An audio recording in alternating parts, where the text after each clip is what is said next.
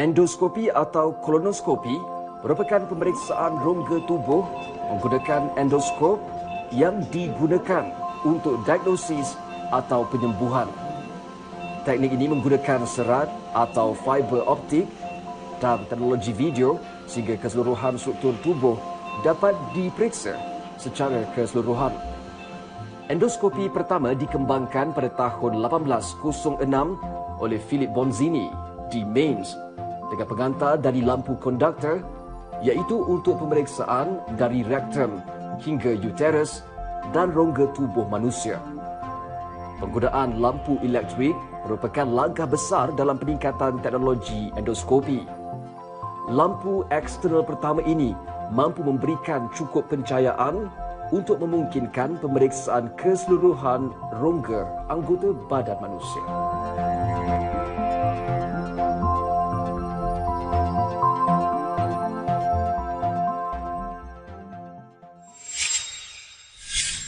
Evolusi dan revolusi penggunaan teropong cahaya ini telah berkembang dengan pesat mengikut era dan perkembangan sains dan teknologi perubatan.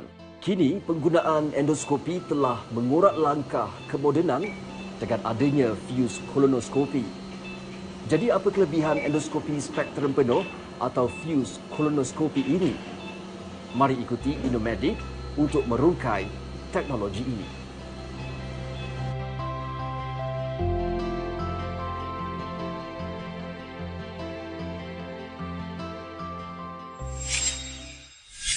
Kolonoskopi adalah pemeriksaan usus di mana kita pakai kamera dan kamera itu terletak di hujung satu tube yang panjang kita panggil skop dan kita masukkan skop ini ke dalam usus selepas kita cuci usus ini dengan baik-baik dan kita masukkan itu teropong ataupun skop ini ke dalam usus dan menjalankan pemeriksaan. Selain daripada menjalankan pemeriksaan, kita juga boleh melakukan sesuatu prosedur, kita panggil therapeutic procedure, di mana kita boleh merawat sesuatu penyakit. Prosedur endoskopi dan kolonoskopi bertujuan mengesan kewujudan ketumbuhan pada dinding usus dikenali sebagai polip. Polip mengambil masa antara 10 hingga 15 tahun untuk berkembang menjadi barah. Pada peringkat awal kewujudan polip, lazimnya tidak menunjukkan apa-apa simptom. Tapi ia harus dibuang sepenuhnya bagi memastikan seseorang itu tidak terdedah kepada risiko menghidap barah usus pada masa depan. Bukan senangnya nak menggesan semua polip bila kita melakukan kolonoskopi. Kalau kita pakai kolonoskop yang biasa, kita panggil standard forward viewing kolonoskop, kita kadang-kadang boleh miss ataupun terlepas untuk menggesani polip-polip tertentu. Kenapa ini berlaku? Ini adalah kerana kita punya usus ini, boleh tengok ini carta ini. Kita punya usus ini bukan sahaja panjang, tetapi dia ada banyak blind corner, ada corner yang mana kita mungkin tak dapat lihat dengan terang. Dan dia juga ada banyak fold. Fold ini dia punya kadang-kadang di belakang fold ini kita tak boleh nampak dengan jelas. Dan kalau polip ini terletak di sebelah belakang fold ini, kita akan tak dapat menggesaninya. Teknologi ini dipanggil spektrum penuh kerana ia mempunyai sistem kamera meliputi pandangan sisi kiri, kanan, atas dan bawah. Dalam erti kata mudah, fuse mempunyai liputan kamera sebanyak 330 darjah berbanding mesin endoskopi teknologi lama terhad pada pandangan sekitar 170 darjah. Dalam hal ini, kebanyakan kamera yang dicipta untuk proses ini hanya mempunyai pandangan hadapan. Ini bermakna terdapat kebarangkalian pegawai perubatan terlepas pandang kewujudan polip amat tinggi. Fuse adalah short form for full spectrum endoskopi. Dan fuse ini, apa dia punya beza dengan skop yang tradisional, dia ada dua kamera yang ekstra di bimbing hujung kolonoskop. Jadi dia ada 3 kamera. Ya. Dengan ini dia akan dia akan membesarkan kita punya sudut pandangan. Kita panggil field of view.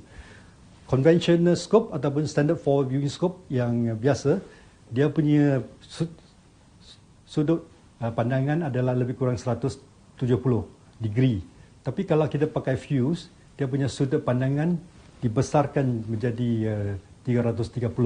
Dan dengan sudut pandangan yang lebih luas, kita akan kurangkan kita punya blind angle.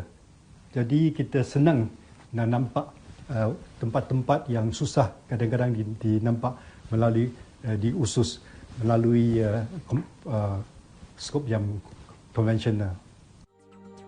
Penggunaan teknologi ini dapat mengurangkan bilangan kegagalan mengesan ketumbuhan atau polip menggunakan kolonoskopi lama. Prosedur teknologi sebelum ini tidak sepenuhnya sempurna dalam mencegah kes barah kerana standard kolonoskopi lama hanya memberikan penglihatan di hadapan sahaja. Ini menyebabkan banyak ketumbuhan yang terdapat di antara usus bahagian dalam yang berlipat gagal dikesan.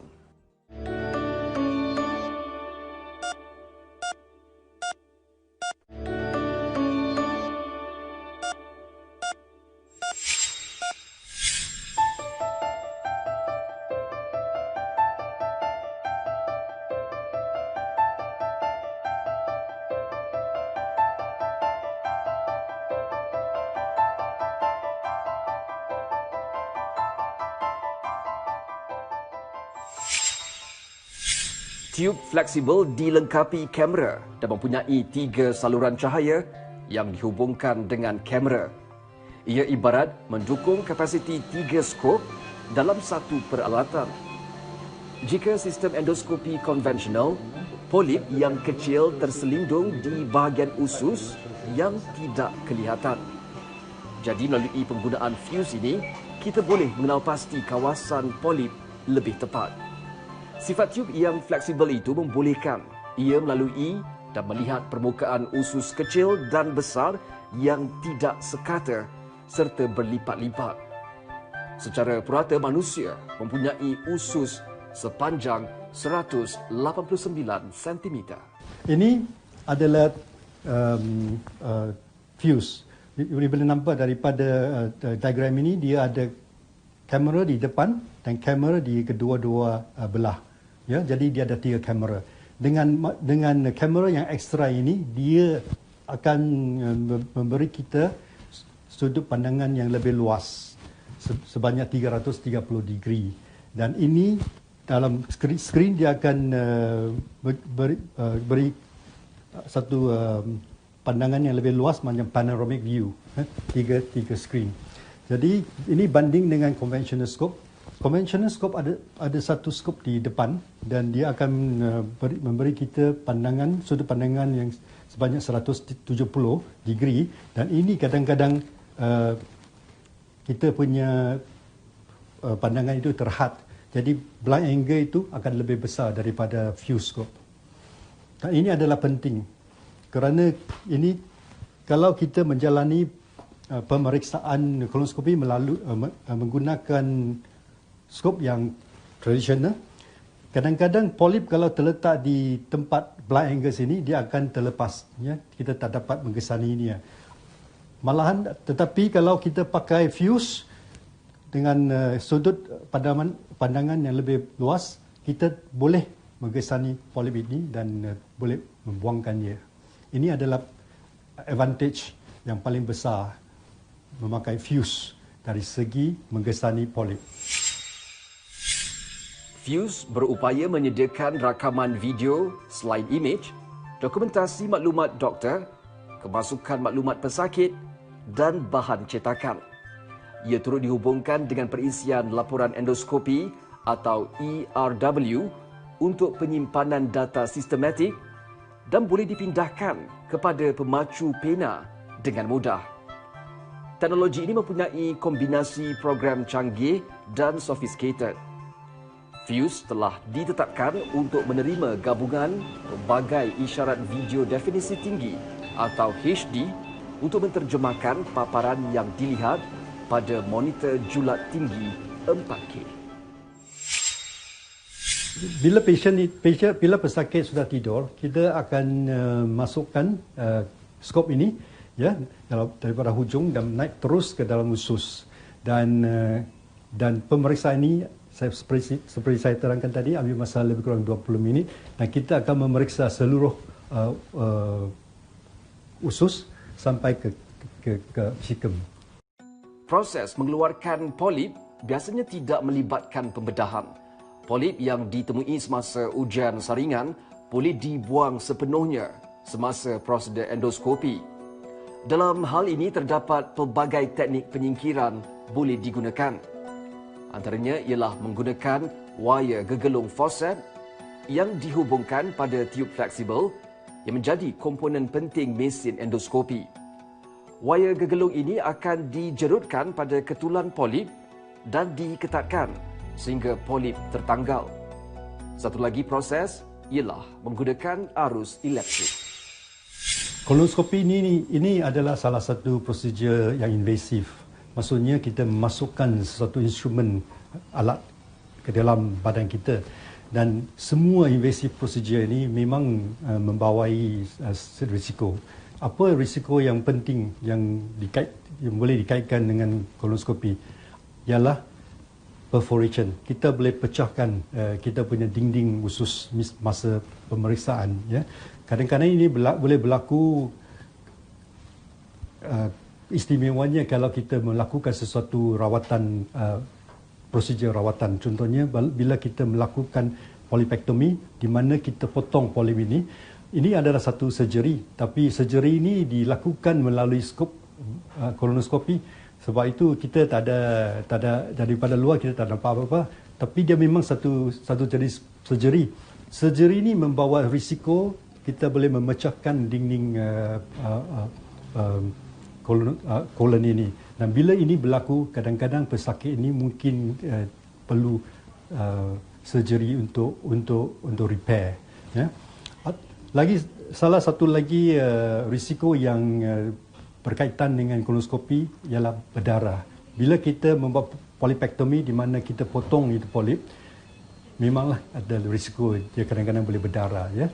Dan risiko yang nombor 3, kebanyakan prosedur ini dilakukan di mana pasien diberi sedation, maksudnya pasien tidur. Dan sedation ini membawa risiko dari segi kita punya pernafasan dan jantung. Ya. Okay. Tetapi pesakit biasanya dimonitor throughout the procedure. Maksudnya bila kita melakukan prosedur ini, dia punya blood pressure, dia punya jantung, dia punya heartbeat akan dimonitor dan begitu juga dia punya oksigen. Dianggarkan daripada 100,000 penduduk, antara 30 hingga 40% tergolong sebagai pengidap kanser usus dengan 3,000 kes baru dilapor setiap tahun. Sebanyak 85% kes barah terjadi secara sporadik atau rawak. Hanya sekitar 10 hingga 15% mewarisinya daripada sejarah keluarga. Kesedaran menjalani ujian saringan kanser usus amat rendah di Malaysia. Hanya 9% didiagnosis positif kanser usus pada tahap pertama. Sedangkan 91% dikesan telah berada pada tahap kedua, ketiga dan keempat selepas menjalani pemeriksaan. Dengan adanya teknologi Fuse, diharap gejala awal dapat disaring secara efektif sekaligus mengurangkan kadar kes baru pada masa depan.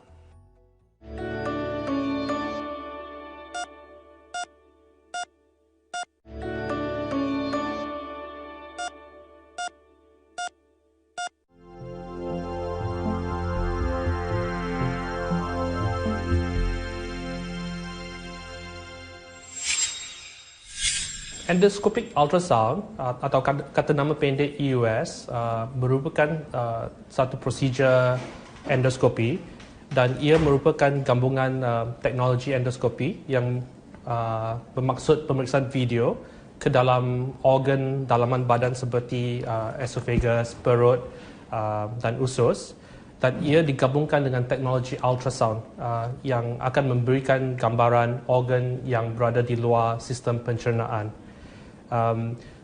Sistem EUS ni mempunyai beberapa bahagian. Pertama, kita ada satu tube video yang panjang dengan video kamera di hujung tube itu, dan satu ultrasound probe di hujung tube itu bersama, dan ia akan disambungkan kepada unit prosesor yang akan memberikan dua jenis gambaran, satu gambaran video endoskopi dan satu lagi gambaran ultrasound.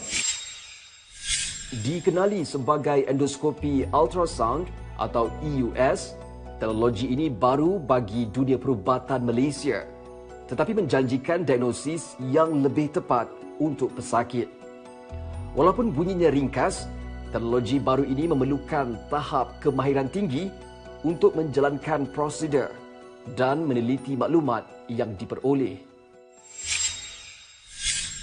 Prosedur EUS ni mempunyai dua fungsi. Pertama, dalam proses pembantu dalam penyiasatan. Contohnya penyakit di mana pesakit mempunyai jaundice ataupun kuning yang disebabkan oleh masalah dengan salur hati ataupun ketumbuhan pankreas. Ia juga penting untuk as a workup untuk staging for cancer, untuk memastikan tahap kanser yang pesakit mengalami untuk membuat perancangan untuk treatment yang selanjutnya. Selain daripada itu, EUS membenarkan doktor untuk mendapatkan tisu untuk mendapatkan diagnosis kanser, terutamanya pada organ yang berdekatan dengan salur pemakanan. Kedua, untuk fungsi terapeutik endoskopi ultrasound EUS, untuk pesakit yang mempunyai kanser seperti pankreas yang mengalami kesakitan yang teruk, prosedur EUS ni boleh digunakan untuk mengurangkan rasa sakit dengan membuat injection alkohol di salur saraf. Contohnya prosedur celiac plexus neurolysis, untuk prosedur drainage of the cyst pancreas yang terjangkit, dan juga untuk memasuki stent untuk masuk ke salur hati yang tersumbat. Jadi jenis masalah kesihatan yang pesakit melalui yang memerlukan prosedur ini termasuk masalah kanser perut, kanser salur makan esophagus, kanser pankreas, hempedu dan radang pankreas, dan juga kadang-kadang even untuk biopsi lymph node di dada dan juga kelenjar adrenal. Tujuan utama EUS dicipta bukanlah melihat organ di dalam abdomen, tetapi lebih kepada lapisan dinding dan kelenjar yang berhampiran organ-organ tersebut yang bengkak disebabkan kanser. Kanser peringkat awal hanya melibatkan lapisan dalam dan dinding sebelum merebak secara berperingkat ke kelenjar atau organ berdekatan.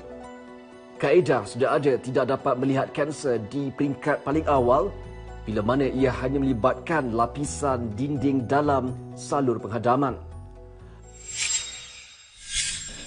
Audrey is holding the EUS scope. So this is the scope EUS yang kita gunakan untuk prosedur EUS. Yang ni hujung scope di mana terdapat video kamera dan juga ultrasound probe di hujungnya yang memberikan gambaran ultrasound. Dan scope ni fleksibel. Kita boleh memutarkan scope dengan the wheel di tangan kiri saya, dan ini membantu skop tu untuk bergerak dengan lebih senang melalui salur makan untuk mendapatkan gambaran.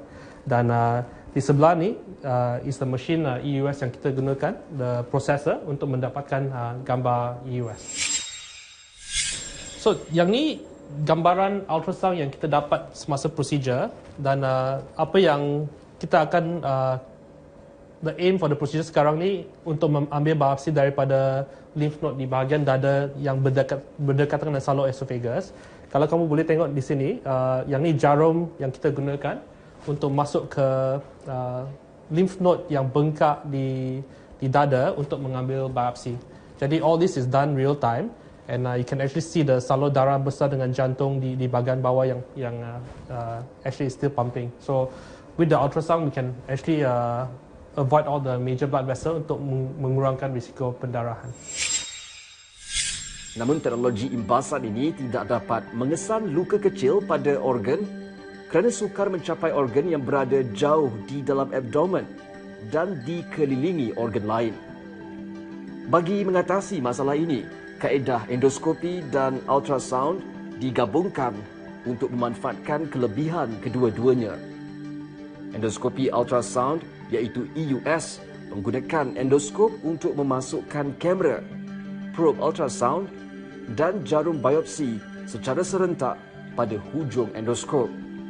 Frekuensi tinggi digunakan untuk membentuk imej sekitar saluran penghadaman, sementara kamera endoskop menunjukkan keadaan permukaan dinding dalaman salur gastrousus.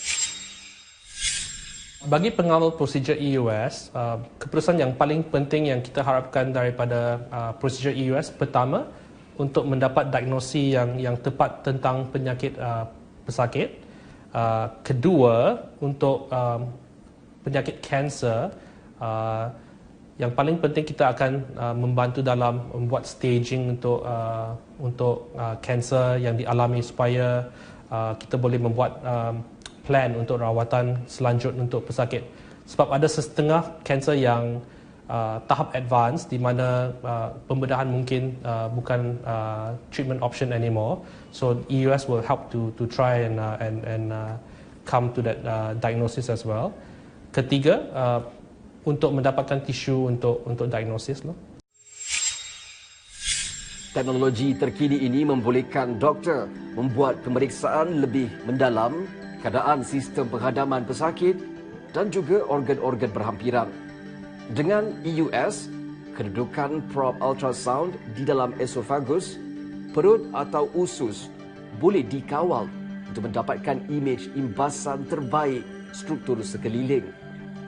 Perbezaan utama EUS adalah imbasan ultrasound dijalankan dari dalam badan.